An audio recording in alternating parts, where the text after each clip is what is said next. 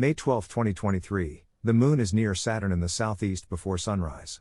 Sirius and Aldebaran are at their heliacal settings, their final appearances in the western sky after nightfall.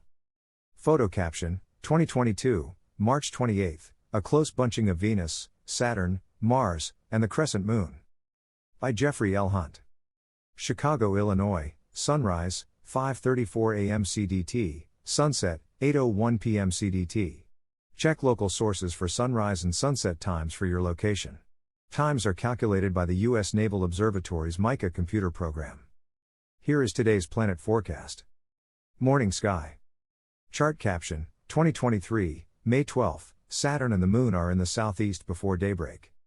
This morning the slightly gibbous moon, 52% illuminated, is in the southeast during morning twilight. The last quarter phase occurs at 9:28 a.m. CDT, when the moon is low in the southwestern sky. At 45 minutes before daybreak, Saturn is over 20 degrees above the southeastern horizon and over 15 degrees to the left of the moon.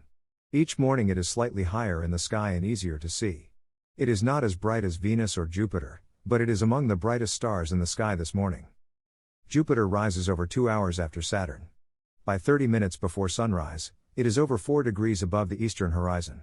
From an observing location with an unobstructed, cloud-free horizon, the planet is visible through a binocular.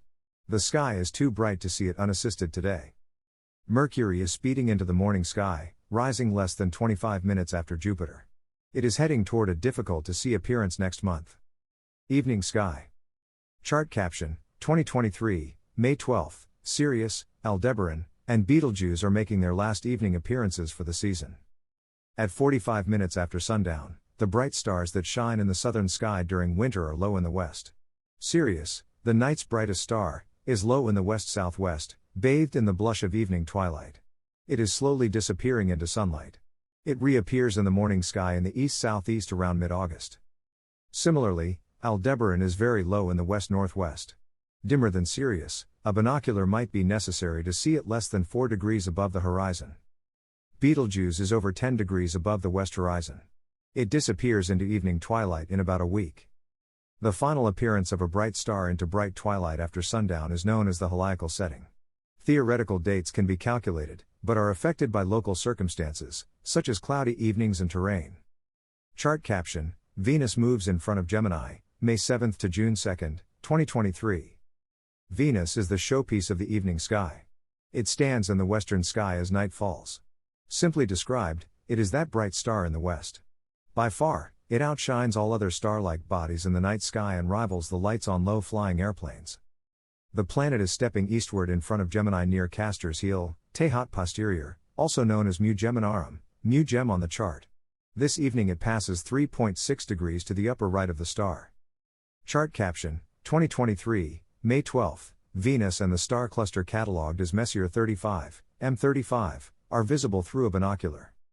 Through a binocular, Venus appears close to the star cluster Messier 35, M35 on the chart. It is 4.0 degrees above the stellar bundle. Chart caption, 2023, May 12, Venus and Mars shine against Gemini at 90 minutes after sundown. Mars, marching eastward near Pollux, one of the Gemini twins, is less than 20 degrees to the upper left of Venus. The red planet is about 200 times dimmer than Venus. Compared to the nearby star field, Mars is dimmer than Pollux, but brighter than Castor. The planet is visible as the stars shine through the dying fires of daylight. Wait until the sky is darker. The accompanying chart shows Gemini at 90 minutes after sundown when the fainter stars are visible. The twins look like two side-by-side stick figures, with Pollux and Castor dotting their heads.